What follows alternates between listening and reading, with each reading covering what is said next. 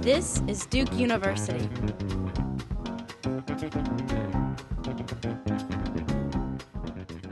When this race started a couple of years ago, most people would have thought that McCain would have the more difficult time dancing about Iraq and speaking about Iraq, and that Obama, with the cleaner message of being opposed to the Iraq War from the beginning, would have an easier time. But now, in the fall, it's the opposite.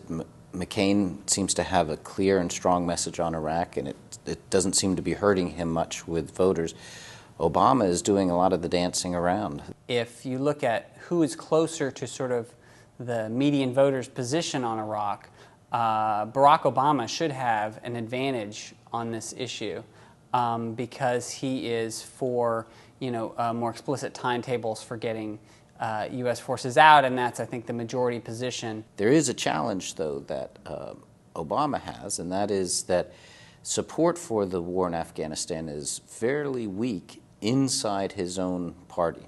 Most of the support, if you do a partisan breakdown, people who think it was the right decision to invade Afghanistan, the strongest support is among Republicans, then somewhat strong support among independents, and very mixed support among Democrats. In terms of who actually has the better policy for America, in terms of what will really be the better result, I think the truth is that neither of them are going to have a policy that is very different from one another.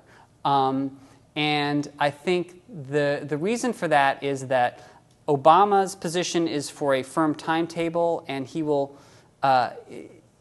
try, I think, to carry that out, but chances are that events are going to occur that will probably slow down that timetable, and so Obama will get us out of Iraq, but he may not do it quite as quickly as he had initially hoped. McCain, on the other hand, would like to stay and would have a preference for staying longer, but I think the realities of the ebbing sort of public support for continuing to stay and pressure from Iraqis are going to push McCain to get out.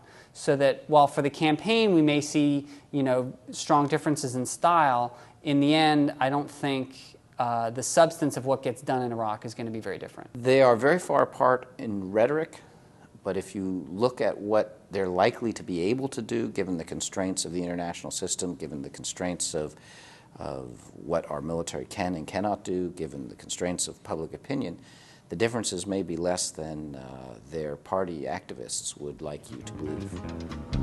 Produced by Duke University. Online at duke.edu.